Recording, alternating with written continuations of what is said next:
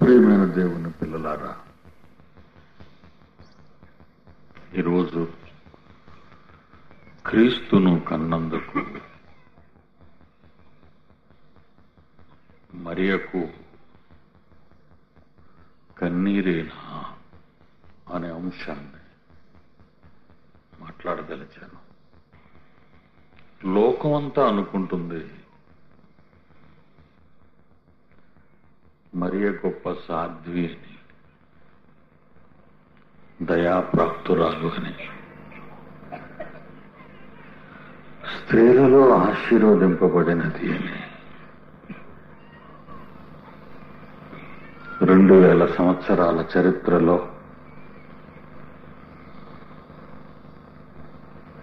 ఆమె మరణానంతరం ప్రపంచం అంతా ఆమెను వేణోళ్లా పొగుడుతూనే ఉంది.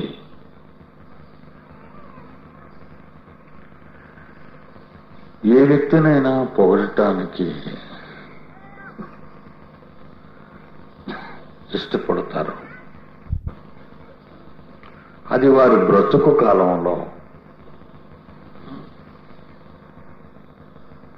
వారు జీవిస్తుండగా పొగిడితే ఎవరికైనా ఆనందమే. కానీ మరియ జీవిత కాలంలో, ఆ మహాతల్లి జీవిత కాలంలో ఎవరూ ఆమెను పొగడలేదు. ఆమె బ్రతుకంతా భయంకరమైన వేదనలతో,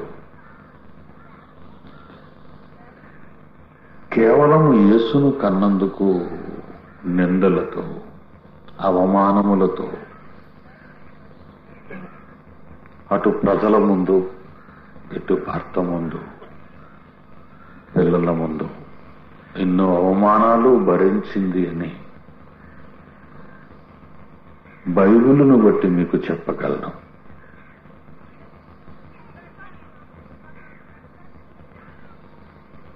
ఆమె మరణించిన తరువాత ఆమెను లోకమంతా పొగిడిన, దూషించిన లేదు గనుక వినలేదు, ఆనందించలేదు, బాధపడలేదు.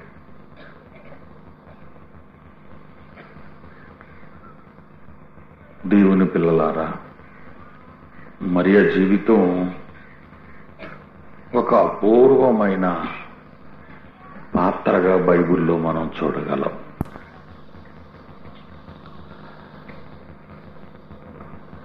ఆమె గురించిన మాటలు బైబిల్ నందు చదువుతుంటే మన మనస్సులన్నీ గాయపడినవిగా మారిపోతాయి. యేసును కన్నందుకు, యేసును కలిగినందుకు ప్రపంచంలో ఏ ఒక్కరికైనా ఈ స్థితి తప్పదు అని చెప్పటానికే ఆమె జీవితం ఆదర్శవంతంగా బైబిలు నందు వ్రాయబడింది. లూకా రాసిన సువార్త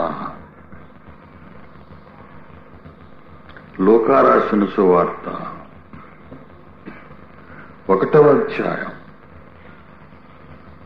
42వ వచనం నుండి చూస్తే, యోహాను తల్లి అయిన, బాప్తీసం ఇచ్చి యోహాను తల్లి అయిన ఎలీజబెతు పరిశుద్ధాత్మ పూర్ణురాలై దేవుడు ఆమె చేత పలికించిన మాటలు లూకా గారు ఇక్కడ రాస్తున్నారు. స్త్రీలలో నీవు ఆశీర్వదింపబడిన దానవు. ఎలా ఆశీర్వదింపబడింది? 28వ వచనం నుంచి, అదే అధ్యాయం 28వ వచనం నుండి, ఆ తోత లోపలికి వచ్చి ఆమెను చూచి, దయాప్రాప్తురాలా, నీకు శుభము, నీకు శుభము. అమ్మా, నీకు శుభము అంటుంది దేవదూత. భూమి మీద ఏ ఒక్కరికి దేవుడు శుభము అన్నాడు అంటే వాళ్ళ బ్రతుకంతా అశుభంగానే ముగిసిపోతుంది. మర్చిపోకండి, రాసుకోండి దీన్ని. భూమి మీద ఏ వ్యక్తినైనా నీకు శుభము అన్నాడు అంటే దేవుడు, భూమి మీద వాళ్ళ బ్రతుకంతా భయంకర కన్నీటిమయంగా మారిపోతుంది. శుభము భూమి మీద కాదు, నీకు పరలోకంలో.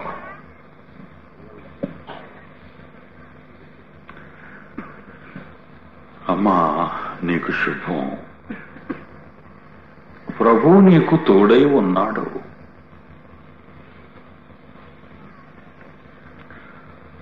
ఆమె ఆ మాటకు బహుగా తొందరపడి, ఈ శుభవచనం ఏమిటో, ఈ శుభవచనం ఏమిటో, ఏంటి దేవుడు నాకు శుభం చెబుతున్నాడు, ఏమిటా శుభవచనం అని ఆమె ప్రశ్నార్థకంగా ఆలోచిస్తూ ఉన్నప్పుడు దూతం తిరిగి మరియతో, మరియా భయపడకు, దేవుని వలన నీవు కృప పొందితివి. ఇదిగో నీవు గర్భము ధరించి కుమారుని కని ఆయనకు యేసు అను పేరు పెట్టుదువు. ఆయన గొప్పవాడై సర్వోన్నతుని కుమారుడనబడును. ప్రభు అయిన దేవుడు ఆయన తండ్రి అయిన దావీదు సింహాసనము ఆయనకు ఇచ్చును. ఆయన యాకోబు వంశస్థులను యుగయుగములు ఏలును. ఆయన రాజ్యము అంతము లేనిదేయుండునని ఆమెతో చెప్పెను. అందుకు మరియా ఆమె అంటుంది, నేను పురుషుని ఎరుగని దాననే, ఇది ఎలాగూ జరుగునని దూతతో అనగా, అన్య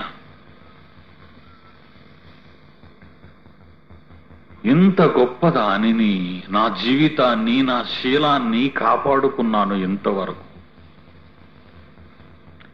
ఇప్పటికి పురుషుడంటే నాకు తెలియదు, ఎరుగను. నాకు నా మీద, నా వారు నా మీద, ఈ సమాజము నా మీద ఒక నమ్మకాన్ని కలిగి ఉంది. నేను ఇంకనూ కన్యనే అని, నేను ఉత్తమురాలినని, శీలవతినని, గుణవతినని ఈ ప్రపంచం నమ్ముతుంది నన్ను. ఎంత పేరున్న నాకు గర్భం రావటం, దానిని చూచిన ఈ సమాజం నన్నేమంటుందో, నేను పురుషుని ఎరుగని దాననే అనే మాటలో ప్రస్ఫుటిస్తున్నాయి.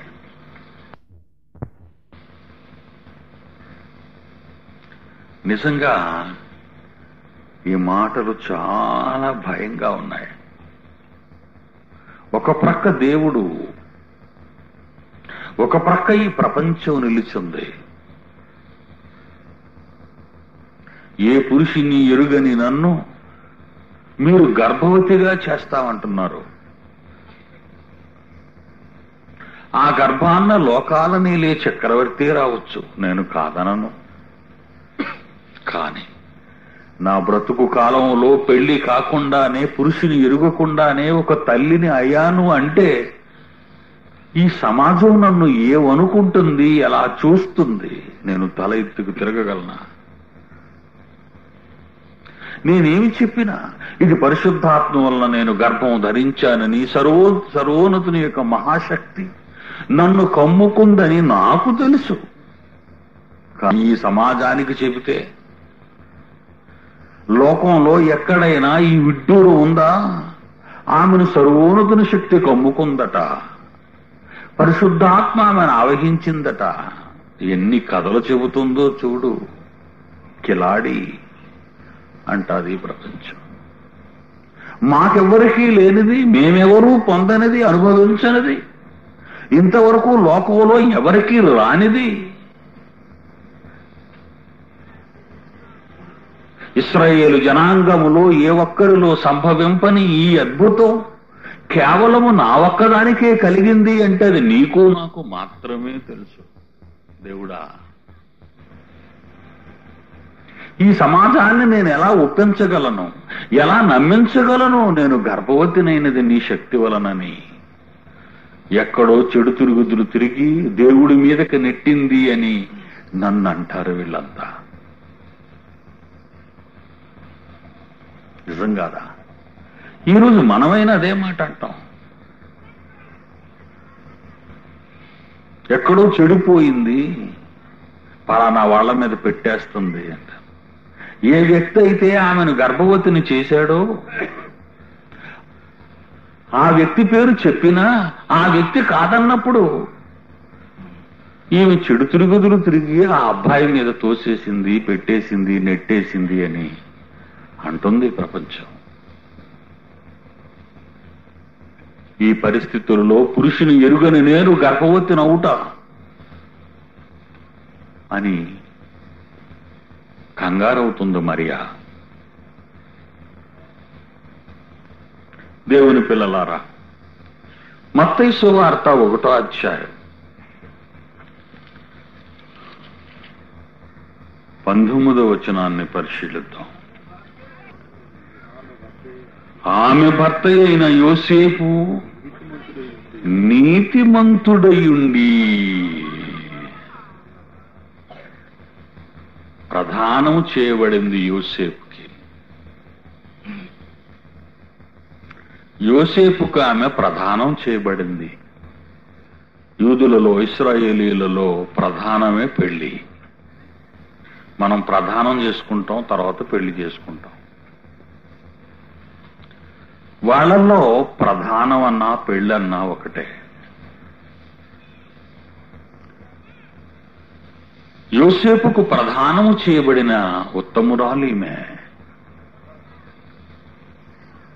ఇంకా యోసేపును కలియలేదు ఆ తల్లి. ఈ విషయం దేవదూత ద్వారా వింది, నేను ఇంకా పురుషుని ఎరుగను అని.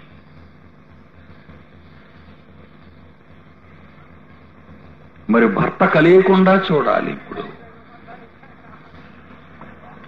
యేసు పుట్టినంత వరకు యోసేపు ఆమెను కలియకుండా ఉండాలి. వివాహమాడిన ఏ స్త్రీ అయినా తన భర్తతో నన్ను కలియకండి, నేను గర్భవతిని అని అంటే ఎలా ఉంటుందో ఒకసారి మీరు ఊహించండి. వివాహమైన ఏ స్త్రీమూర్తి అయినా ఆమెను అనుభవించటానికి భర్త చట్టపరమైన సర్వ హక్కులు పొందిన అలాంటి భర్తను మీరు నన్ను అనుభవించవద్దు, నేను గర్భవతిని, బిడ్డను కన్నంత వరకు వేచి ఉండండి అని చెప్పడమే నిజంగా ఆమె బ్రతుకులో ఎలాంటి భయంకరమైన ఉప్పెన వచ్చిందో చూడండి.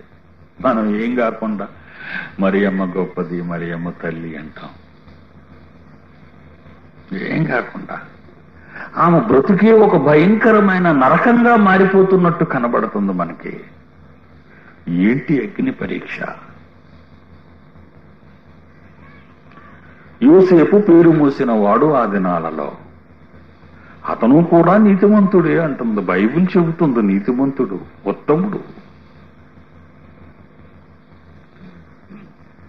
అలాంటి నీతిమంతుడైన వాడు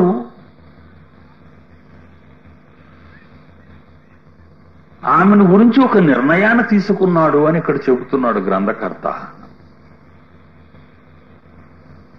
ఆమె భర్త అయిన యోసేపు నీతిమంతుడై ఉండి ఆమెను అవమానపరచడంలక రహస్యముగా ఆమెను విడనాడా ఉద్దేశించెను. అంటే మరియమ్మను నమ్మాడా, నమ్మలేదా? విడిచిపెట్టాలి అనుకున్నాడు అంటే మరియమ్మను నమ్మాడా, నమ్మలేదా? చెప్పండి. మాటలు రావా మీకు? నమ్మలేదండి. నమ్మినవాడు ఎందుకు విడిచిపెడతాడు? అంటే మరియమ్మను అనుమానించాడా? నీతిమంతుడైన వాడే, ఆ దినాలలో నీతిమంతుడైన వాడే మరియను అనుమానించాడు అని వ్రాయబడింది బైబిల్లో. ఆయన నీతిమంతుడయుండి ఆమెను అవమానపరచనొల్లక రహస్యముగా ఆమెను విడనాడ ఉద్దేశించెను. రహస్యంగా విడనాడడం అంటే ఎలా ఉంటది? రహస్యంగా విడిచిపెట్టడం అంటే ఎలా ఉంటది? మనం ఆలోచిద్దాం కాసేపు. చూడు మరియా, జరిగింది ఏదో జరిగింది, ఏదో తెలుసో తెలియకో నువ్వు ఏదో పొరపాటు చేసావని నేను అనుకుంటున్నాను. నేను చాలా మంచివాడిని, నేనేదో అల్లరి చేసేవాడిని కాదు. నువ్వేదో కాలు జారావని నాకు తెలుసు, కనుక నువ్వు వెళ్ళిపో. మనిద్దరి మధ్య ఇక కుదరదు. నువ్వు ఎవరి వలనో గర్భాన్ని ధరించి, ఎవరి వలనో నీవు నీళ్లు పోసుకొని నాతో కాపురం చేయటం నా మనసు అంగీకరించదు. ఇటు నా వాళ్లకు తెలిసిన, అటు నీ వాళ్లకు తెలిసిన తల్లిదండ్రులకు ఇది చాలా అసహ్యంగా ఉంటుంది. లోకానికి ఇది తెలియకముందే నీకిష్టం లేదనో నాకిష్టం లేదనో మనిద్దరం అడ్జస్ట్ అయిపోతాం. నువ్వు వెళ్ళిపో. మీకు బైబిల్లో ఈ ఒక్క పదం యొక్క అర్థం ఏమైందో మీరు ఆలోచించండి. నీతిమంతుడైన వాడు ఆ మహాసాధ్విని అనుమానించాడు అంటే ఇక ఆనాటి సమాజంలో నీతిమంతులు ఉంటారా? సందు దొరకడమే తడవు, జెండా ఎగరేస్తాం మనం. అసలు పొరపాటు జరిగిందో లేదో తెలియకపోయినా పొరపాటు జరిగిందని కాయపరచి ప్రపంచానికి అల్లరి చేసే మూకలం మనం. ఈనాటి సమాజం ఎలాంటిది? నేరం జరిగిందో లేదో తెలీదు, ఏమో అని విన్న మాటను జరిగిపోయింది అన్న దగ్గరికి ఒప్పించేసి ప్రపంచాన్ని అల్లకల్లోలం చేసి ఆ వ్యక్తి ఉరిపోసుకోవటము, ఆత్మహత్య చేసుకున్నంత వరకు నిద్రపోం. బ్రతకనివ్వు, బయట కనబడనివ్వు. అటుగా ఇటుగా ఉన్న ప్రపంచంలో అలాంటి సాధ్విని అంత ఘోరంగా హింసిస్తే నీతిమంతుడని చెప్పబడిన వాడే ఆమెను అనుమానించే పరిస్థితి ఏర్పడినది. లేత వయస్సులో, కన్నె వయస్సులో తల్లిదండ్రులు చూసిన వ్యక్తిని వివాహమాడి అతనితో తన సంపూర్ణ దాంపత్య జీవితాన్ని పంచుకోవాలని ఉవ్విళ్ళూరుతున్న యవ్వనులు, ఒక యవ్వన బిడ్డ, ఒక తల్లి తన భర్త ఒడిలో సర్వసుఖాలు అనుభవించాలని అనుకొని అడుగు పెట్టిన మొదటి రోజునే ఇంత భయంకరమైన దుస్థితి ఆమె ఎదుర్కొంటుంది అంటే, నమ్మి కాపురం చేసి 100 ఏళ్ల పంట పండించవలసిన భర్తే ఇంత భయంకరంగా అనుమానాస్పద స్థితిలో తనను విడిచిపెట్టాలి అని అనుకుంటే ఆ తల్లి గతి ఏం కావాలి? ఇది క్రీస్తును కన్నందుకు, క్రీస్తును గర్భాన్న ధరించినందుకండి. క్రీస్తును ధరించుకోవటం అంటే చాలా సులువని ప్రపంచ క్రైస్తవులు అనుకుంటున్నారు. జీవించేవాడనిక నేను కాదు, క్రీస్తే నాలో జీవించుచున్నాడన్న బంగారు వాక్యాలు మనం వల్లిస్తాం. ఎప్పుడు ఒంట్లో ఆరోగ్యం ఉన్నప్పుడు, పరిస్థితులన్నీ చక్కబడినప్పుడు, తినడానికి కడుపు నిండా తిండి ఉన్నప్పుడు, ఉండడానికి మంచి మంచి భవంతులు ఉన్నప్పుడు, విలాసవంతమైన సుఖవంతమైన జీవితాలు జరుగుతున్నప్పుడు ఎన్ని మాటలైనా మనం అనగలం. కానీ ఆ యేసును ఎవరైనా కలిగి ఉన్నా, ఆ యేసును ఎవరైనా ధరించినా, ఆ యేసును ఎవరైనా దాచినా వాళ్ళ పరిస్థితి ఎంత భయంకరంగా ఉంటుందో అన్నది ఆయన కన్న తల్లి మరియ జీవితాన్ని ఈ బైబిల్లో చిత్రీకరించాడు దేవుడు. ప్రభు నమ్ముకున్నానండి. ఈ రోజు నాకు ఎంతో ఆనందంగా, ఏదో ఒక మంచి ఉద్యోగం అండి, ఒక 5 ఎకరాలు సంపాదించానండి, ఏదో ఒక ట్రాక్టర్ ఒకటి కొనుక్కున్నానండి, ఒక 2 మోటార్ సైకిళ్ళు ఉన్నాయండి, పిల్లలకు మంచి సంబంధాలు చేశానండి అని అంటున్నారు అనుకోండి. ప్రభువును నమ్ముకున్నారా? అమ్ముకున్నారా? ప్రభువు నమ్ముకున్న వారి జీవితాలు ఎక్కడా అలా లేవండి. మీరు బైబిల్ని పరిశోధిస్తే యేసుక్రీస్తు తరువాత ఆయన నమ్మిన వారి బ్రతుకులు చెల్లాచెదరై సర్వనాశనం అయిపోయాయే తప్ప ఎవరి బ్రతుకులు బాగులేవు. అంతవరకు ఎందుకండి? యేసుక్రీస్తునే చూడండి. అసలు ఆయనకే ఆయన పరిస్థితి ఆందోళనకరంగా మారిపోయింది. రబ్బు నీ స్థలం ఎక్కడా అని యేసుక్రీస్తుని అడిగితే నాకు స్థలమా, నా అడ్రస్ అడుగుతున్నావా నీవు? అంటే నేనున్నదేదో ఒక 10 అంతస్తుల భవంతి అనుకుంటున్నావా? దాని చుట్టూ ఒక కాంపౌండ్, కొన్ని ఎకరాల స్థలం అనుకుంటున్నావా? రా, వచ్చి చూడు. ఆకాశ పక్షులకు గూళ్ళున్నాయి, నక్కలకు బొరియలు ఉన్నాయి. నేను తలవాల్చుకోవటానికి మాత్రం స్థలం లేదు. ఆ యేసు బ్రతుకే కాలిపోయింది. ఆ యేసును కలిగిన నీ బ్రతుకు బాగుంటుంది అని అనుకుంటున్నావేమో. శుభం అంటే నీకు భూమి మీద అశుభం, పరలోకంలో మాత్రమే శుభం. యేసును నమ్మిన అపోస్తలులు ఏమయ్యారు? యేసును నమ్మిన పౌలు ఏమయ్యాడు? యేసును నమ్మిన స్టెఫెన్ ఏమయ్యాడు? యేసును నమ్మిన ప్రారంభ క్రైస్తవులు బ్రతుకులు చినిగిపోయాయి. ఆ యేసును నమ్మినందుకు నేను ఆనందంగా ఉన్నాను, సంపద సంపాదించాను అని నువ్వు అనుకుంటున్నావేమో. అయితే నీ బ్రతుకులో శ్రమ లేదు, కష్టం లేదు, బాధ లేదు. అది లేని నాడు ఆ క్రీస్తు నీలో లేడు. ఉన్నాడని అనుకొని మోసపోయి ఒక భయంకరమైన స్థితిలో నువ్వు వెళ్ళిపోతున్నావు అని అర్థం.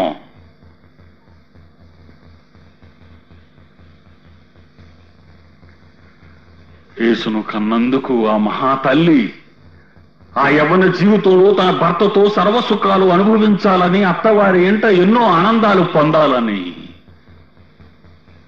ఆశించిన ఆ సాధ్య బ్రతుకు అల్లకొల్లోలంగా మారిపోతుంది. కట్టుకున్న వాడే ఒక రోజు నువ్వు వెళ్ళిపో రహస్యంగా అని మందలిస్తున్నాడు అంటే ఆ తల్లి, ఆ పసిబిడ్డ, ఆ చిన్నారి వయసులో ఆమె ఎంత నలిగిపోతుందో ఒకసారి మీరు ఆలోచించండి. యేసంటే ఏమనుకుంటున్నారు మీరు? యేసంటే కష్టాలు, యేసంటే బాధ, యేసంటే వేదనలు, యేసంటే చివరికి కన్నీరే. ఆయన శరీరధారి అయ్యున్న దినములలో మహారోదనముతోనూ కన్నీళ్లతోనూ తన్ను మరణము నుండి విడిపింపగలవానికి యాచనలను, ప్రార్థనలను సమర్పించాడు అంటున్నాడు యేసుక్రీస్తు గురించి. ఆయన బ్రతుకులో ఎక్కడ సుఖం అనుభవించాడు? పగలంతా ప్రజల మధ్య సంచరించి వాళ్ళ బ్రతుకులు, వాళ్ళ బాగోగుల గురించి ఆలోచించి రాత్రంతా వలేవకుండకు వెళ్లి కన్నీరు మున్నీరుగా తండ్రితో పోట్లాడి ప్రార్థించిన మహాభక్తుడు ఆయన. పగలంతా ప్రజల మధ్య సేవ, రాత్రంతా కన్న తండ్రితో ఆలోచనలో ఉన్న ఆ మహానీయుడు ఎక్కడ సుఖపడ్డాడు? ఒక భార్య ఉందనా, పిల్లలున్నారనా, ఒక ఇల్లు ఉందనా, తల్లిదండ్రులు ఉన్నారనా, తోడబుట్టిన ఉన్నవాళ్ళు ఉన్నారనా విందురుగాని ముందుకి? ఎవరి వలన ఏ ఆనందము లేని అభాగ్యుడిగా యేసుస్వామి, శాపగ్రస్తుడిగా యేసుస్వామి మిగిలిపోయాడు. అలాంటి యేసును గర్భాన ధరించిన ఆ మహాతల్లి సుఖపడుతుందని మనం ఎలా అనగలం? యేసును నమ్ముకోక ముందు అపోస్తలుడైన పౌలు సౌలుగా ఉన్న రోజుల్లో గుర్రాల మీద వెళ్లి క్రైస్తవులైన వారిని హింసించినటువంటి ఒక నాయకుడుగా, ప్రభుత్వం వారి దగ్గర నుంచి పత్రాలు పొంది, పర్మిషన్స్ పొంది, క్రైస్తవుడనే వాడిని ఇళ్లలోకి చొచ్చి బయటకు చుట్టుపట్టి ఈడ్చుకొచ్చి చెరసాలలో వేసి అధికారాన్ని పొందినవాడు ఒకనాటి సౌలు. యేసును నమ్మిన తరువాత తినడానికి తిండి లేక, కట్టుకోవటానికి బట్టలు లేక, కప్పుకోవటానికి బెడ్షీట్ లేక, సరైన కంటికి నిద్ర లేక, సొంత చేతులతో ఏ పని చెయ్యలేక డేరాలు కుట్టుకుంటూ ఆ సమాజంలో యేసును ప్రకటించిన ఒకసారి అపోస్తలుడైన పౌలుని చూడండి. ఆయన నమ్ముకున్నందుకు ఆయనకు మిగిలిందేంటో భయంకరమైన స్థితి. యేసును కలిగినందుకే లోకమెంత తల్లడిల్లిపోతే ఆ యేసును తన గర్భాన్న పెట్టుకున్నందుకు ఆ తల్లి ఏమైపోయింది? ఆ తల్లి స్థితి ఎంత భయంకరంగా మారిపోతుంది. 19 మరల చదువుదాం. మత్తయి సువార్త 2వ అధ్యాయం. ఆమె భర్త అయిన యోసేపు నీతిమంతుడయుండి ఆమెను అవమానపరచనొల్లక రహస్యముగా ఆమెను విడనాడ ఉద్దేశించను.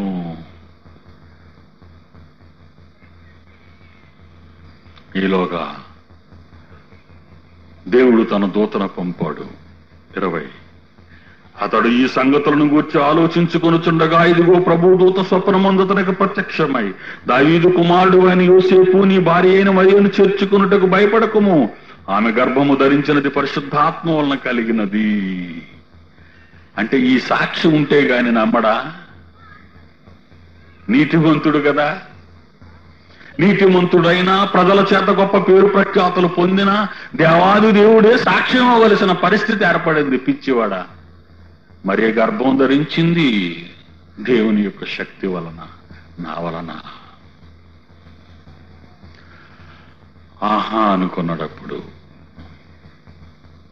ఆహా అనుకున్నాడు, లేకపోతే విడిచిపెట్టేసేవాడే.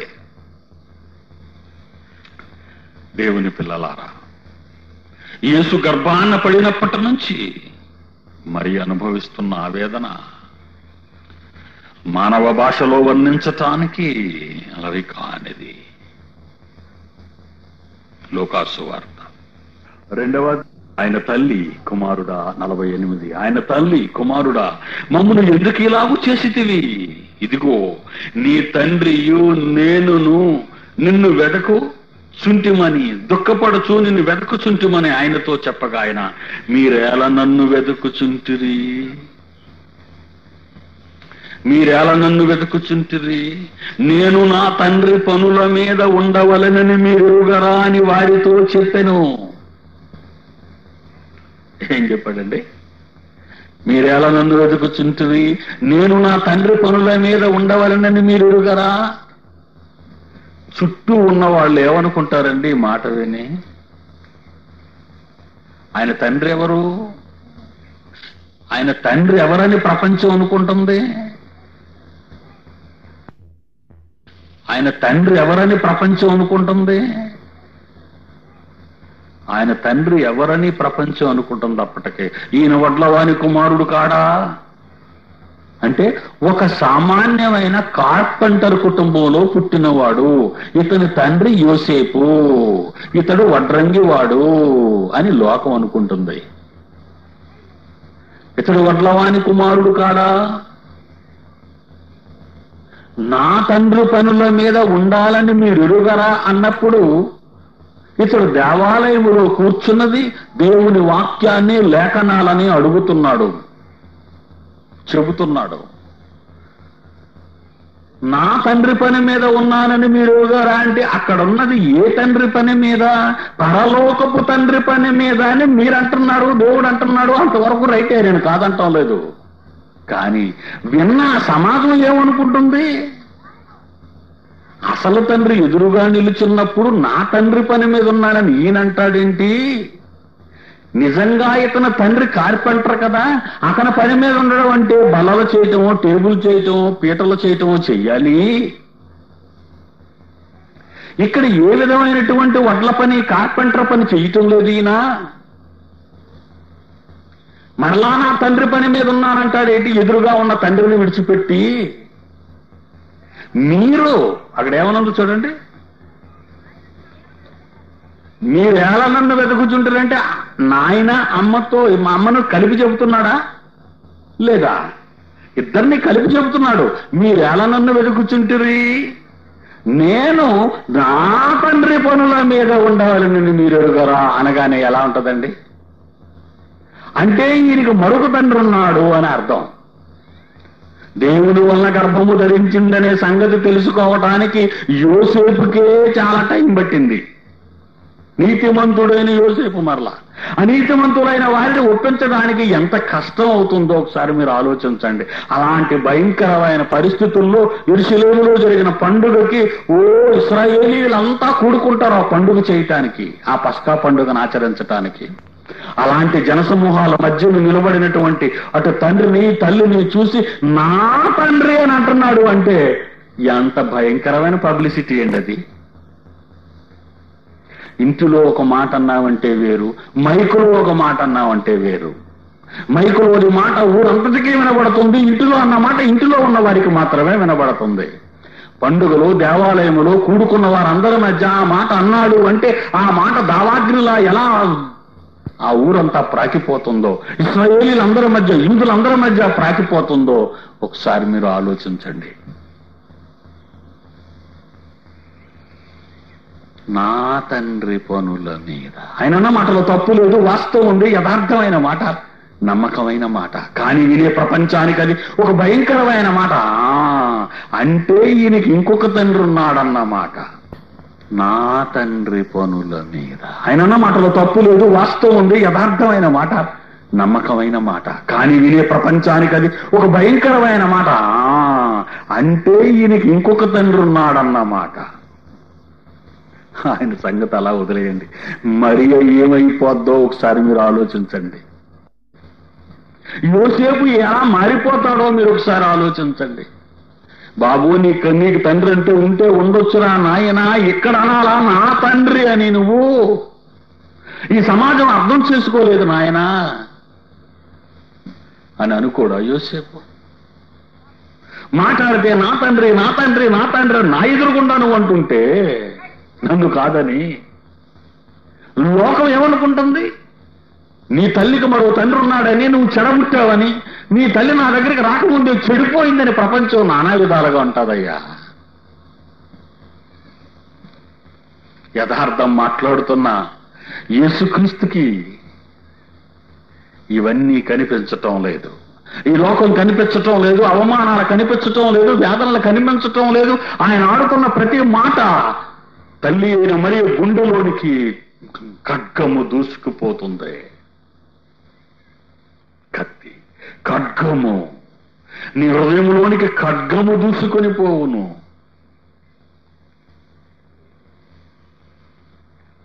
నా తండ్రి పని మీద ఉండవలనని అని ఆ మాటకి ఇటు భర్త అంటే భయపడిపోతూ ఉంటుంది. అయ్యో బిడ్డడు ఎంత మాట అన్నాడు, ఇది అర్థం కాదు కదా ఈ ప్రపంచానికి. యేసుక్రీస్తుని తీసుకు వెళ్ళిపోయిన తర్వాత భర్త తనకున్న అధికారంతో భార్యని ఏమంటాడు చెప్పండి? మరియా, నేను కాదంటం లేదు, బిడ్డ దేవుని వల్లనే పుట్టాడు మనకి, నేను కాదంటం లేదు. కానీ నా తండ్రి అని వాళ్ళ మధ్య అంటుంటే నన్ను ఎలా చూస్తారు ఒకసారి ఈ ప్రపంచం?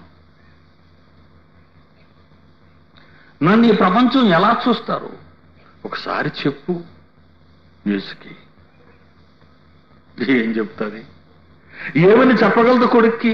నాయన మీ నాన్న ఉన్నాడు కదా నాయన అక్కడ, నా తండ్రి పని అనగానే లోకం ఏదో అనుకుంటాది కదా నాయన, నువ్వు అలా అనొచ్చా అని 12 ఏళ్ల వయసులో ఆ కుర్రోడికి ఎలా చెప్పగలదామే? చిన్నవాడు పోనీలేండి ఏదో గబుక్కుని అనేశాడు అని ఒకవేళ యోసేపుతో చెప్పింది అనుకోండి, అప్పుడు యోసేపు నువ్వు పోనీలే అని ఒక మాటతో తీసేశావు మరియా. కానీ నువ్వు శీలం చెడిపోయిన దానవని, అలా చెడిపోయిన నిన్ను నేను చేరదీశానని, భారీగా పెట్టుకున్నానని నన్ను ఎంతగా అంటుందో ఒకసారి నువ్వు ఆలోచించు. అందుకే మరియా ఆ రోజు నిన్ను విడిచిపెట్టాలనుకున్నాను. ఈ మాటలు వాళ్ళ దాంపత్య జీవితంలో ప్రతిసారి ఇవి జరుగుతూనే ఉంటాయి. అటు కుమారుడు, ఇటు భర్త, అటు సమాజము, ఇటు దేవుడు, ఎవరి మధ్య ఆమె నలిగిపోవాలి. బలైపోతుంది ఆమె జీవితం. ఆమె జీవితం బలి. దయాప్రాప్తురాలా నీకు శుభమన్నది. ఆ రోజు ఆనందిస్తే ఆనందించొచ్చేమో గాని ఏమి శుభమో ఈ బ్రతుక్కి. అంతా అల్లకల్లోలం ఈ జీవితంలో, అన్ని కష్టాలే ఈ జీవితంలో. ఎవరితో చెప్పుకోలేనివి, ఎవరు ఆర్చనివి, తీర్చనివి ఈ బాధలు ఎలా చెప్పగలదు ఈ ప్రపంచానికి? ఎవరు నమ్ముతారు ఈ మాటల్ని? క్రీస్తుని కన్నందుకు, ఆయన క్రీస్తును కన్నందుకు, ఆయన క్రీస్తును కలిగినందుకు. దేవుని పిల్లలారా, మరియు జీవితం ఈరోజు ప్రపంచానికి ఆదర్శవంతంగా మారాలి.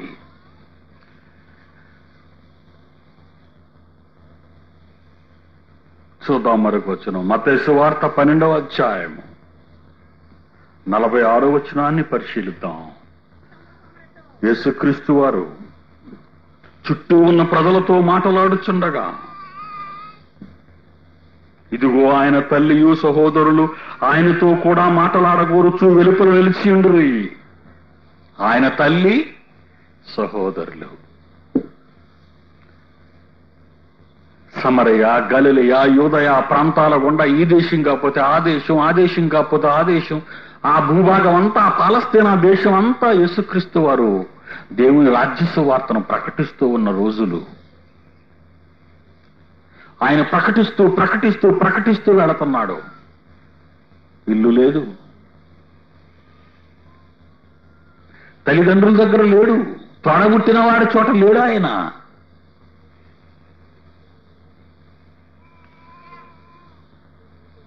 కానీ కన్న తల్లి, కడుపు తీపి పెద్ద కొడుకు యేసుబాబు. చూడాలి అనుకుంది కొడుకుని. ఒంటరిగా వెళితే ఏం బాగుంటుంది? భర్తను రమ్మనే ఉంటుంది. మీరు కూడా వస్తే బాబుని చూసి వద్దామండి అని. నేనేలా రాగలను మరియా, ఇంత పని ఉంది అని. పనిని బట్టైనా ఉండిపోవాలి. ఎందుకు నేను వచ్చినా, నా తండ్రి పనుల మీద ఉన్నానంటాడు అందరి మధ్య అని రాకుండా అయినా ఉండొచ్చు. రెండు కారణాలు మనం ఆలోచించవచ్చు. ఏమండి, బాబు చాలా కాలమైంది బయటకు వెళ్ళిపోయాడు, మన దగ్గర లేడు. ఈ మధ్య మన దగ్గరలోనే ఉన్నాడని కబురు వచ్చింది. ఒకసారి వెళ్ళి చూసొద్దామండి. నేను రాను మరియా, నువ్వు వెళ్ళు. కావలిస్తే పిల్లలు తీసుకుని వెళ్ళు. పిల్లలు తీసుకుని వచ్చింది. ఆయన తల్లియు సహోదరులు ఆయనతో కూడా మాటలాడగోరుచు వెలుపల నిలిచి ఉండేవి. ఓ జనం, విపరీతమైన జనం. ఏ వెళతాది మధ్యకి? అప్పుడు కబురు పెట్టింది, బాబు ఆయన తోడబుట్టిన వాళ్ళు వచ్చారని, ఆయన కన్న తల్లి నేనే నాయన వచ్చానని ఒకసారి మా బాబుతో చెబుతావా అంది. ఈ కబురు తీసుకుని వెళ్ళారు లోనకి. అయ్యా, తమరు తల్లి తోడబుట్టిన వాళ్ళు వచ్చారు అని చెప్పటానికి. 47వ వచనం చూడండి. అప్పుడొకడు, ఇదిగో నీ తల్లియు నీ సహోదరులు నీతో మాటలాడ వెలుపల నిలుచున్నారని ఆయనతో చెప్పెను. అందుకు ఆయన తనతో ఈ సంగతి చెప్పిన వారిని చూసి, నా తల్లి ఎవరు? ఇదేమైనా బాగుందండి?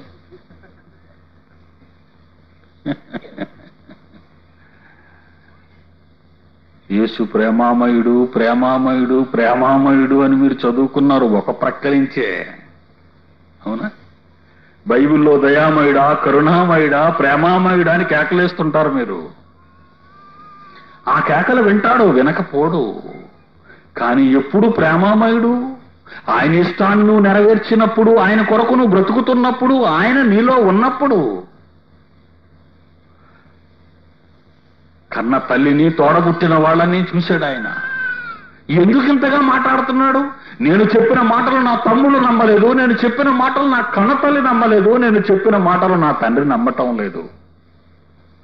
నేను వాళ్ళ కుటుంబంలో పుట్టానని, పెద్ద కొడుకునని యేసు అలాగే చెబుతాడని అంటున్నారే తప్ప, నేను చెబుతున్న ఈ మహాసంగతులు దేవుని దగ్గర నుంచి వచ్చానని, ఆ మహాసంగతులు దేవుని జ్ఞానాన్ని నేను చెబుతున్నప్పుడు నా కుటుంబస్తులై వారు నన్ను పట్టించుకోవటం లేదు. నేను చెప్పిన వాక్యం వరకు వద్దట, నేను మాత్రం కావాలట వాళ్ళకి. అది యేసుకున్న బాధ. నేను చెప్పే దివ్య జ్ఞానం వీళ్ళకి అవసరం లేదట. నేను కొడుకునట, రక్తం పని చేస్తుంది వీళ్ళ మధ్య. నేను రక్త సంబంధిగా, వాళ్ళ రక్తము నుండే కదా వచ్చాను నేను. నా తల్లి రక్తాన్ని కదా నేను పంచుకు పుట్టాను. రక్తాన్ని బట్టి నా కన్న తల్లి నన్ను చూడడానికి వచ్చింది, రక్తాన్ని బట్టి నా తమ్ముళ్ళు నన్ను చూడడానికి వచ్చారు. కానీ నేను చెప్పిన దేవుని మాటలను మాత్రం వాళ్ళు పట్టించుకోవటం లేదు, వినటం లేదు, జీవించటం లేదనే బాధ ఆయనలో ఉంది. తల్లిలో ఏముంది? అయ్యో నేను కన్నాను, నా జ్యేష్ఠ కుమారుడు, నా తొలుచూలు కుమారుడు చాలా కాలమైన మమ్మల్ని విడిచిపెట్టి వెళ్ళిపోయాడు. ఆ ప్రేమను, ఆ కడుపు తిప్పును చంపుకోలేక రక్తంగా తన కొడుకును చూడాలనే ఆశతో వచ్చింది ఆమె. తాగు తన చిన్నపిల్లలను వెంటెట్టుకుని ఆయన తరువాత పుట్టిన వారిని. ఈ కబురు తెచ్చిన వాడిని యేసుక్రీస్తు చూసి ఆవేదనతో, నా తల్లి ఎవరు, నా సహోదరులు ఎవరు? ఎవరు నా తల్లి, ఎవరు నా సహోదరులు? తన శిష్యుల వైపు తన చెయ్యి చాపి, ఇదిగో నా తల్లి, నా సహోదరులు, పరలోకమందున్న నా తండ్రి చిత్తము చొప్పున చేయువాడే నా సహోదరుడు, నా సహోదరి, నా తల్లి అనెను. నీవు నాకు తల్లి కావాలనుకున్నా, నీవు నాకు తమ్ముడు కావాలనుకున్నా, నీవు నాకు చెల్లి కావాలనుకున్నా, నీవు నాకు తండ్రి కావాలనుకున్నా, నేను చెప్పే మాటలను మీరు చేసినప్పుడే మీరు నాకు తల్లి, చెల్లి, తమ్ముడు కాగలరు. నేను చెప్పు మాటల ప్రకారం మీరు చేయకుండా, రక్తాన్ని బట్టి నువ్వు నా కుమారుడవు, నువ్వు నా అన్నవు అని చెప్పుకుని ఈ రక్త సంబంధాలు నేను పట్టించుకోనంటున్నాడు ఆయన.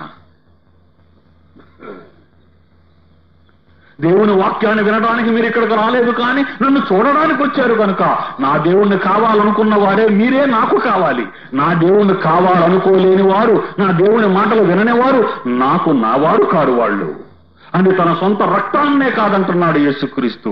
అతనిదొక బాణి, వీళ్ళదొక బాణి. వీళ్ళది ప్రేమపాశం, ఆయన దేవుని నుండి వచ్చిన మహాజ్ఞానపాశం ఆయనది. వాక్యాన్ని విన్న వాళ్ళని, దేవుని మాటలు విన్న వాళ్ళని ఆయన గౌరవిస్తున్నాడు. రక్త సంబంధాలు కలుపుకుంటూ కొడుకు, కూతురు, తల్లి, తండ్రి అనుకునే వాళ్ళని ఆయన పట్టించుకోవటం లేదు. ఎప్పుడు అర్థమయ్యేది ఒకరికొకరు. ఈ రోజు క్రైస్తవ్యానికి యేసు ఎవరో అర్థం కావటం లేదు. ఎవరు నా తల్లి, నా తల్లి ఎవరు, నా సహోదరులు ఎవరు అని చెప్పి తన శిష్యుల వైపు చెయ్యి చాపి, ఇదిగో నా వెంట ఉండి నేను చెప్పిన మాటలన్నీ వింటూ దేవుని కొరకు బ్రతకాలని నిర్ణయం చేసుకుని నన్ను విడవకుండా ఉన్నవాళ్ళు వీరే నా తల్లి, నా సహోదరులు అని చెప్తున్నాడు ఆయన. తమ్ముళ్ళు ఏమని ఉంటారండి అప్పుడు తల్లిని చూసి?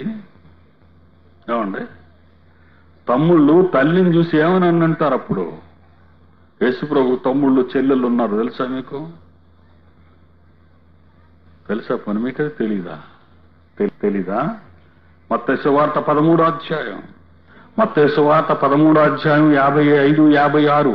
ఇతడు వడ్లవాని కుమారుడు కాడా? ఇతని తల్లి పేరు మరియ కాదా? యాకోబు, యోసేపు, సీమోను, యోదా అనువారు ఇతని సహోదరులు కారా అన్నాడు ఇక్కడ. ఆయనకి 4 తమ్ముళ్ళు. యేసు ప్రభు తర్వాత మరియకు పుట్టిన వారు 4 కొడుకులు.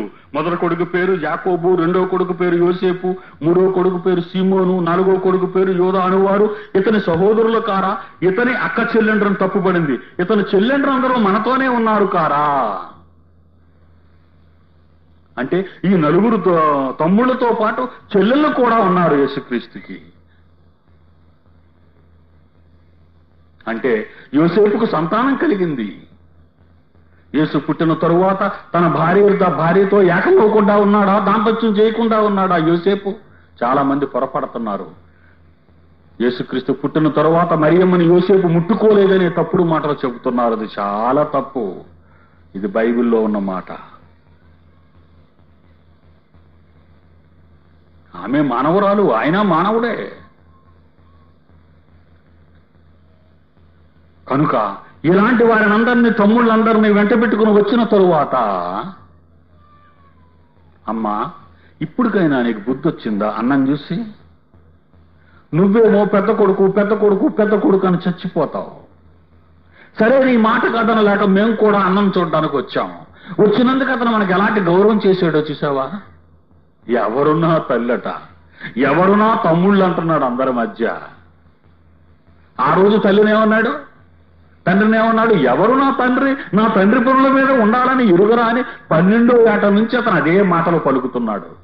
ఈ రోజు పెద్దవాడయ్యాడు, బోధ చేస్తున్నాడు, 33 ఏళ్ళు వచ్చాయి ఆయనకి మనం ఏం చెప్పగలం?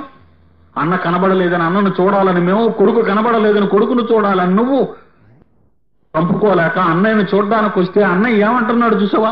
ఎవరు తల్లి, ఎవరు సోదరులు అని ఎంత అవమానపరుస్తున్నాడు మనల్ని. ఎవరికి పుట్టాడమ్మా ఈయన? ఎవరికి పుట్టాడు? కుమారులు ఆ మాట అంటుంటే, తోడబుట్టిన వాళ్ళు ఆ మాట అంటుంటే తల్లి ఏమంటుందో చెప్పండి కొడుకుని. యేసుప్రభుకు బుద్ధి లేదురా, అలాగే మాట్లాడతాను అనగలదా? అమ్మో, సర్వోన్నతుడైన దేవుడు కుమారుడు, లోకానికి వచ్చిన మహా చక్రవర్తి, యుగయుగములు దావీదు సింహాసనాన్ని ఏలే రారాజు, మహాజ్ఞానాన్ని ఎరిగిన సాధ్వి అటు అన్నది తప్పని ఎలా చెప్పగలదు నోటితో? తప్పని చెప్పలేదు. నాయన తప్పు, అన్నయ్యని అలా అనకూడదని ఒకవేళ మరీ అన్నదనుకో తోడబుట్టిన వీళ్లతో, యేసు ప్రభు తర్వాత పుట్టిన వాళ్ళతో నాయన అన్నయ్య అలా అనకూడదు. అన్నయ్య ఎవరనుకుంటున్నారు మీరు? అన్నయ్య దేవుని యొక్క సాక్షాత్తు దేవుని కుమారుడు. అన్నయ్య ఈ లోకాన్ని పరిపాలించే గొప్ప చక్రవర్తి. లోక పాపాల నుండి మానవాళిని రక్షించడానికి వచ్చిన లోకనాథుడయ్య ఆయన. ఆయనంత మాట అనకండి నాయన అని ఒకవేళ తల్లి మిగిలిన పిల్లలతో చెబితే వాళ్ళేమంటారు? చాలే అమ్మా, నువ్వు అలాగే చెబుతావు. నిన్నే నా తల్లి ఎవరు అన్నప్పుడు లోకాలను వెళ్ళడానికి వచ్చాడని నువ్వంటున్నావు. తోడబుట్టిన మమ్మల్ని నా తమ్ముళ్ళు ఎవరు, నా సోదరులు ఎవరు అని అంటుంటే నువ్వేమో సాక్షాత్తు దేవుడి నుంచి వచ్చాడు మహాజ్ఞాని, లోకాలని చక్రవర్తి అంటాడు. చక్రవర్తికి ప్రజలంటే ప్రేమ ఉండదా? ప్రజలందరూ నా పిల్లలే అంటాడు. ఏ చక్రవర్తి అయినా, ఏ రాజు అయినా. మరి ఈ రాజు ఏంటి ఎలా మాట్లాడుతున్నాడు? సొంత తల్లిని తోడబుట్టిన వాళ్ళే ఎవరో తెలియదు అన్నప్పుడు ఈ ప్రజలందరినీ ఏలుతాడని నువ్వు ఎలా నమ్ముతున్నావమ్మా అని అడగరండి వాళ్ళు. మరియకి మతి భ్రమించాలండి. మరియకు మతి భ్రమించిపోవాలి.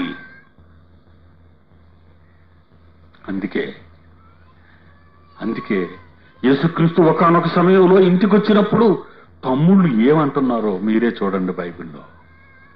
యోహాను సువార్త 7వ అధ్యాయము 1వ వచనము నుండి. యోహాను సువార్త 7వ అధ్యాయము 1వ వచనం నుండి చూడండి ప్రియులారా. అటు తరువాత యూదులు ఆయనను చంపవెదుకునందున యేసు యూదయలో సంచరింపనొల్లక గలిలయలో సంచరించుచుండెను. యూదుల పర్ణశాల పండుగ సమీపించెను గనుక ఆయన సహోదరులు ఆయనను చూసేటి తమ్ముళ్ళండి వీళ్ళు. ఎందుకంటే కిందకి వెళ్తే మీకు అర్థమవుతుంది. ఆయన తమ్ముళ్ళు ఆయన్ని చూసి నీవు చేయుచున్న క్రియలు నీ శిష్యులు చూచినట్లు ఈ స్థలము విడిచి యోదయకు వెళ్ళము. ఇప్పుడు సహోదరులు అంటే ఎవరో మీకు అర్థమై ఉంటుంది. శిష్యులు కూడా యేసుక్రీస్తుకి సహోదరులే. కానీ ఇక్కడ పర్టికులర్ గా పదాన్ని ఎందుకు ఉపయోగించాడు అంటే సహోదరులు అనగానే ఒకే గర్భము నుండి ఉదరము నుండి పుట్టిన వారు సహా ఉదరులు ఒకే కడుపు నుండి వచ్చిన వాళ్ళు. యూదులు యేసుక్రీస్తును చంపాలనుకున్నప్పుడు సొంత తమ్ముళ్ళు యేసు ప్రభుతో అంటున్నారు, బాబు నీ అద్భుతాలు నీ సూచక్రియలు వెళ్ళి నీ వాళ్ళకి చూపించు, నీ శిష్యులకి. నీ వాళ్ళు ఉన్నారే నీ సహోదరులు నీ శిష్యులు, వీరే నా సహోదరులు అన్నావే ఆ రోజు, వాళ్ళ దగ్గరికి వెళ్ళి చెప్పు. మా దగ్గరికి ఎందుకు ఇప్పుడు వచ్చావు? నిన్ను చంపాలనుకున్నప్పుడు మా దగ్గరికి వస్తావా? అలాగే కదా మాట్లాడతారు. ప్రమాదం వచ్చినప్పుడు మనం ఇంట్లో దూరితే ఏమంటారు? ఇప్పుడు కావాల్సి వచ్చిందా నాయన మేము మీకు? తమ్ముళ్ళంతా నిర్దాక్షిణ్యంగా అన్నను బయటకు పొమ్మని అంటుంటే తోడబుట్టిన వాడు యేసు స్వామిని చూసి పోవని అంటుంటే ఆ కన్న కడుపు ఎలా భరించగలదో. ఆయన సహోదరులు ఆయనను చూసి 3వ వచనం నీవు చేయుచున్న క్రియలు నీ శిష్యులను చూచినట్లు ఈ స్థలము విడిచి యోదయకు వెళ్ళము. బహిరంగంగా అంగీకరింపగోరు వాడెవడును తా పని రహస్యముగా జరిగెప్పుడు నీవి కార్యములు చేయుచున్న ఎడల నిన్ను నీవే లోకమునకు కనుపరుచుకురమని చెప్పిరి. ఆయన సహోదరులైనను ఆయన యందు విశ్వాసముంచలేదు. ఆయన నమ్మలేదు. వాళ్ళు నిన్నెందుకు నమ్మాలి? నువ్వు ఎవరికి కావాలి? నీ నోటి మాట ఒకటి మంచిది కాదు. మేము నిన్ను ఎలా చేరదీయాలి? ప్రాణం మీదకు ముప్పు వచ్చిందని ఈ రోజు మేము కావాలని మా గుమ్మానికి వచ్చావు. ఒక రోజు నిన్ను చూడాలని నీ మీద ఆశ కొద్దీ అన్నం అనే బాధతో నీ దగ్గరికి వస్తే కన్న తల్లి ఎవరో తెలియదన్నావు, మమ్మల్ని కూడా ఎవరో తెలియదన్నావు. అన్నదమ్ముల మధ్య ఇలాంటి ఘర్షణ జరుగుతుంటే కన్న కడుపు ఏమైపోతుందో ఆ తల్లి కడుపు ఒక్కసారి మీరు ఆలోచించండి. యేసు పరిస్థితి ఎంత భయంకరంగా ఉంది. యేసును కన్నందుకు ఆ తల్లి ఎంత పరితపించిపోతుంది. ఆలోచించండి దేవుని పిల్లలారా. మరియా యేసును కొన్నది గొప్పది గొప్పది గొప్పది గొప్పదని మంత్రాలు చదువుతున్నాం అంతే మనం. ఆమె జీవితంలో ఎంత వేదన, ఎంత కలత, ఎన్ని కన్నీళ్లు ఆమె జీవితంలో నిండిపోయాయి. యేసు గర్భాన పడినప్పటి నుండి ఎంత బాధ. ఎంత బాధ తల్లికి. యేసును సిలువ వేయటానికి తీసుకువెళ్ళిపోయారు గొల్గొతా కొండకు. ఇక తండ్రి ప్రస్తావన కనిపించటం లేదు. మీకు తెలుసు కదా, ఇందాకే చెప్పాను. 1 మరణించాలి, 2 పని మీద ఉండాలి, 3 పట్టించుకోకుండా ఉండాలి. ఎలాగా నేను కనలేదుగా, ఏమండి, ఎలాగా నేను కనలేదు. పట్టించుకోపోవడానికి 3 కారణాలు. యోసేపు మరణించి ఉండాలి, లేదా ఆయన పని మీద ఉండాలి. 3 నేను ఎలాగా కనలేదు గనుక. ఇక వచ్చిన సుఖమేముంది, ఆయన మాటలు బాగుండవు. యేసు కలవరిగిరికి వెళ్ళిపోయాడు. సిలువ వేశారు ఆయన్ని. ఆ సిలువ దగ్గరికి ఎవరు వచ్చారో చూడండి. 19 యోహాను సువార్త 25వ వచనం నుండి. ఆయన తల్లి మరియా, ఆయన తల్లి సహోదరి పిన్ని, క్లాఫా భార్య అయిన మరియా, మగ్దలేని మరియా యేసు సిలువనొద్ద నిలుచుండిరి. యేసు తన తల్లియు తాను ప్రేమించిన శిష్యుడు యోహాను ఈ సువార్త రాస్తున్నాయన ఆయనే. 26 యేసు తన తల్లియు తాను ప్రేమించిన శిష్యుడును దగ్గర నిలుచుండు చూచి, అమ్మా అమ్మా. ఇప్పుడు తల్లి బాధ్యత స్వీకరించాడు చూడండి. అమ్మా అమ్మా, ఇదిగో నీ కుమారుడు అని తన తల్లితో చెప్పాను. ఎవరైనా? యోహాను. మరి తమ్ముళ్ళెవరు? తమ్ముళ్ళెవరు ఇక్కడ లేరు. తమ్ముళ్ళు ఎందుకు రాలేదు? నిన్ను చంపేస్తారేమో బాబు, నీ వల్ల మమ్మల్ని చంపుతారు, దయచేసి మమ్మల్ని వదిలిపో అని ఇందాకే చదివారు మీరు. కనుక అలాంటి తమ్ముళ్ళు ఇక్కడికి వస్తారని మీరు ఎలా అనుకుంటున్నారు? రారు. కానీ కన్న కడుపు సహించలేదే, కన్న కడుపు భరించలేదే. ఆ కొడుకును చూడడానికి సిలువ దగ్గరికే వచ్చింది. నాయన అన్నం తీసుకెళ్ళిపోతున్నారా, నాయన అన్నయ్యను సిలువ వేయడానికి తీసుకెళ్తున్నారా, అన్నయ్యను అన్యాయంగా కొడుతున్నారా, నాయన వెళదాం పదనాయన, వెళదాం పదనాయన, వెళదాం పదనాయన అని తన భర్తతో గాని బిడ్డలతో గాని చెబితే వాళ్ళు ఏమని ఉంటారు ఒకసారి మీరు ఆలోచించండి. ఏంటి మరి నువ్వు ఇలా అంటున్నావు? ఒకవేళ యోసేపు బ్రతుకుంటే ఏమంటాడు? ఏంటి మరి నువ్వు ఇవన్నీ ఇలా మాట్లాడుతున్నావు? నువ్వు మనం అక్కడికి వెళ్ళేసరికి ఆయన ఏం మాట్లాడతాడో ఆయనకే తెలీదు. చూడు, నీకు ప్రేమ ఉంటే నువ్వు వెళ్ళు, నేను కాదన్నా. ఒకవేళ అలా అని ఉండాలి, లేదా మరణించి ఉండాలి. ఇకపోతే తమ్ముళ్ళు యేసోపు మిగిలిన పిల్లలేరి వాళ్ళు కూడా అదే చెప్తారు, వద్దు తల్లి, మేము ఆయన ముఖం చూడం, మేము ఆయన దగ్గరికి రాం, చంపేస్తే చంపేని. కన్న కడుపు గనుక సహించలేక తన చెల్లిని తీసుకుని మిగిలిన స్త్రీలను తీసుకుని అక్కడికి వెళ్ళింది. అక్కడికి వెళ్ళేసరికి యోహాను గారు ఉన్నారు. యోహాను 3 పత్రికలు, ప్రకటన గ్రంథం, యోహాను సువార్త 5 పుస్తకాలు రాశాడు. యేసు ప్రేమించిన వారిలో ఉన్నవాడు, ఆయన రొమ్మును ఆనుకున్నవాడు యోహాను మాత్రమే సిలువ యొద్ద ఉన్నాడు. అమ్మా 26 యేసు తన తల్లియు తాను ప్రేమించిన తన శిష్యుడును దగ్గర నిలిచిండడు చూచి, అమ్మా ఇదిగో నీ కుమారుడు అని తన తల్లితో చెప్పిన. అమ్మా ఇదిగో నీ కొడుకు. మరి ఆ కొడుకు లేరి? ఈమె గర్భాన పుట్టిన మిగిలిన పిల్లలేరి? ఇతన్న కొడుకుని చూపిస్తున్నాడు ఎందుకు యేసుక్రీస్తు? అమ్మా ఇదిగో నీ కొడుకు. ఈ ప్రపంచాన్ని నమ్మించడానికి నా బ్రతుకునంతా త్యాగం చేసి, పెళ్ళు లేక, ఇల్లు లేక, తల్లిని కాదని, తోడబుట్టిన వాళ్ళని కాదని, తండ్రిని కాదని ఈ సమాజం వైపు నేను నడిచాను ఇంతకాలం. నా తల్లి అంటే నాకు ప్రేమ లేక కాదు, నా చెల్లెళ్ళు, నా తమ్ముళ్ళు అంటే నాకు ప్రేమ లేక కాదు, నన్ను కనకపోయినా పెంచిన నా తండ్రి అంటే నాకు ప్రేమ లేక కాదయ్యా. ఈ సమాజాన్ని దృష్టిలో ఉంచుకొని నా కన్న తండ్రి అయిన పైనుంచి పంపిన నా తండ్రి చిత్తాన్ని నెరవేర్చడానికి భూమి మీద నేను ఆ విధంగా మాట్లాడవలసి వచ్చింది. నా మాటలు నమ్మిన నా తల్లి తన జీవితాన్ని త్యాగం చేసుకొని చివరికి ఇంటి నుండి బయటకు వచ్చిందని నేను అనుకుంటున్నాను.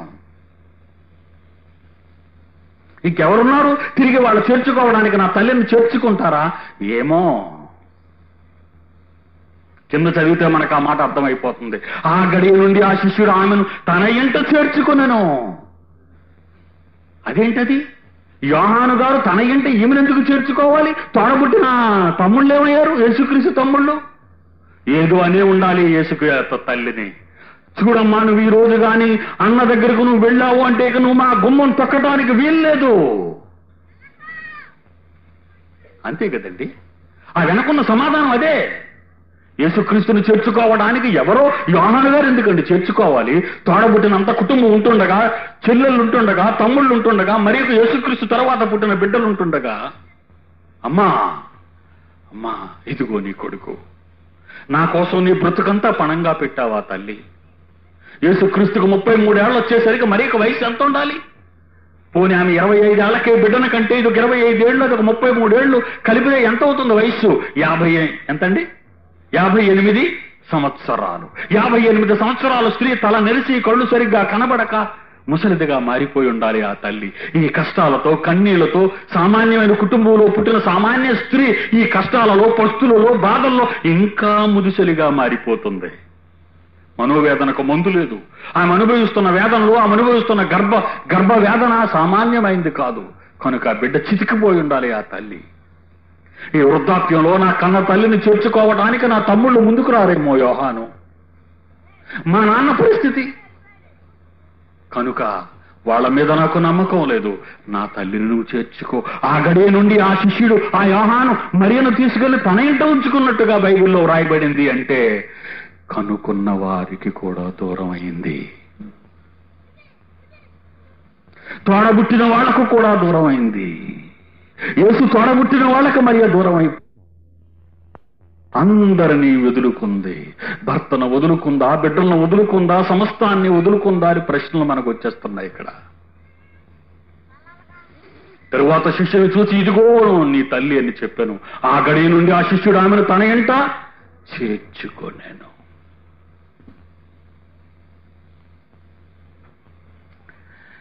క్రీస్తును కన్నందుకు కన్నీరేనా? అవును. ఆ యేసును కన్నందుకు కన్నీరు తప్పదు. ఆ యేసును నువ్వు కలిగి ఉన్నావా ఈరోజు? అదే యేసును నీవు కలిగి ఉన్నావా ఈరోజు? ఒకవేళ నీవు యేసును కలిగి ఉంటే నీకు అవమానాలు, బాధలు, వేదనలు, కష్టాలు, సమస్యలు నిన్ను వెంటాడుతూ ఉంటాయి.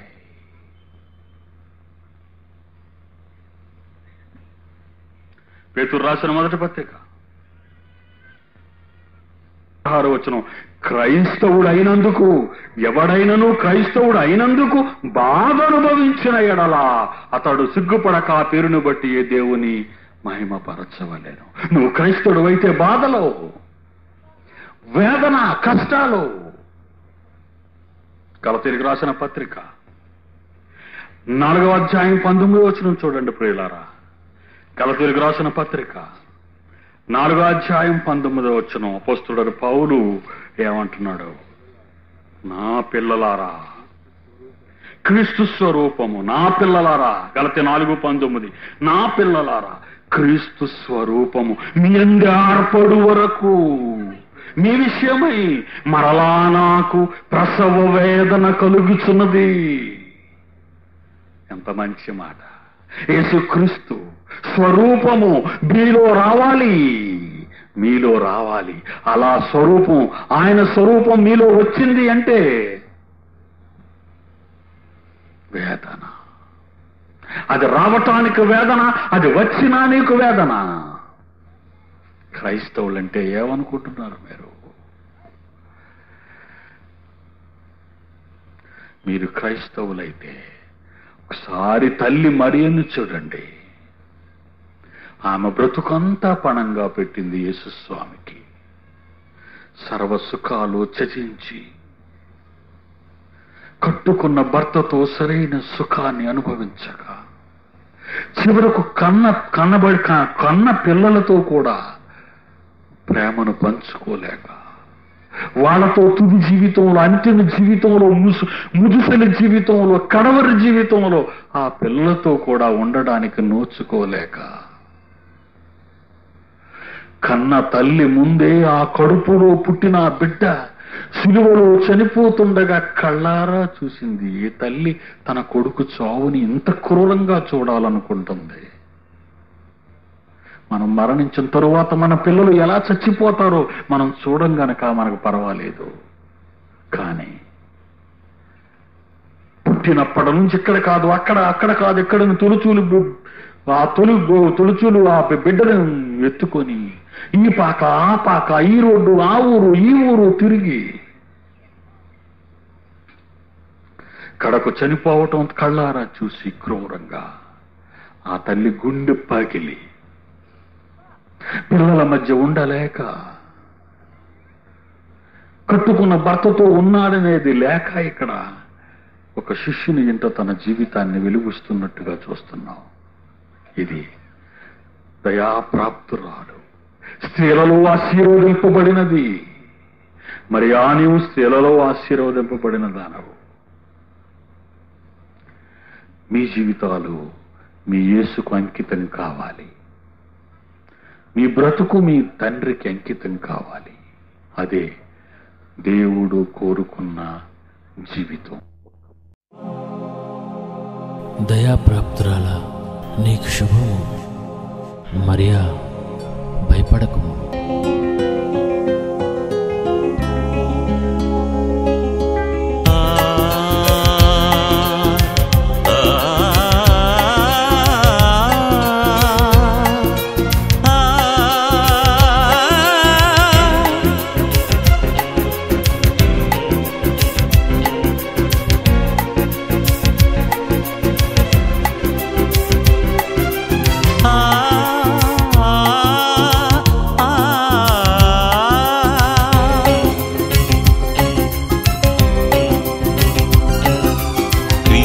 కన్నందుకు కన్నీరేనా కలిగెన మరియకు,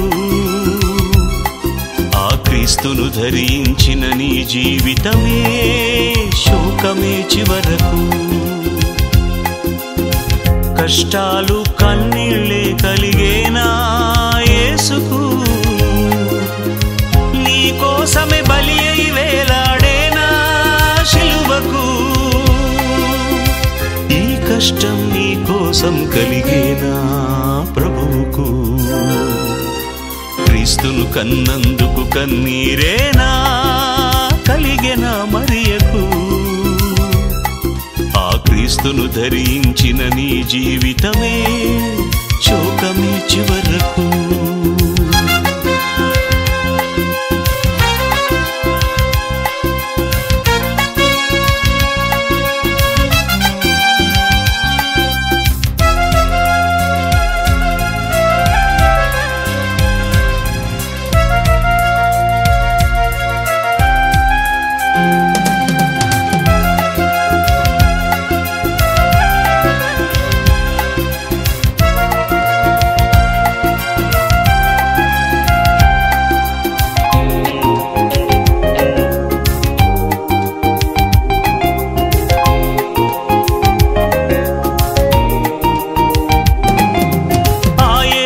గర్భాన పడినప్పుడే కష్టాలు ఆ మరియకు, ఆ మాట తన భర్త విన్నప్పుడే అనుమానమే భర్తకు.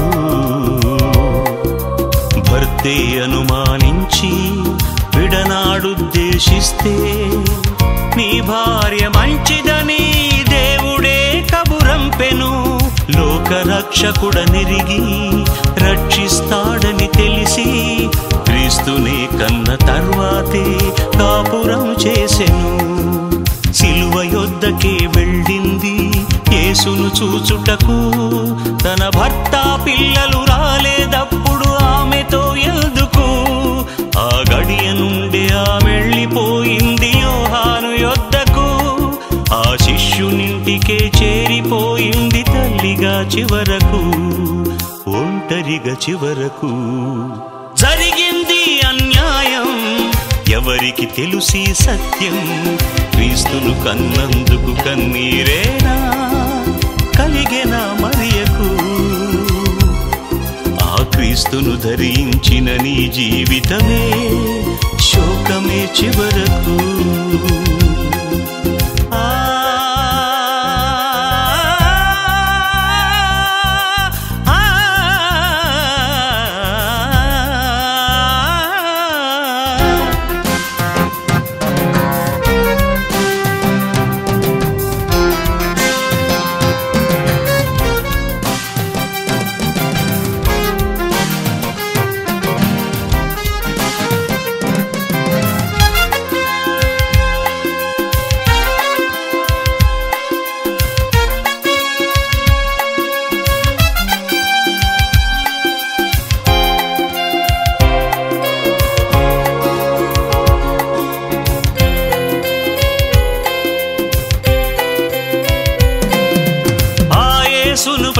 దినము ధరించితే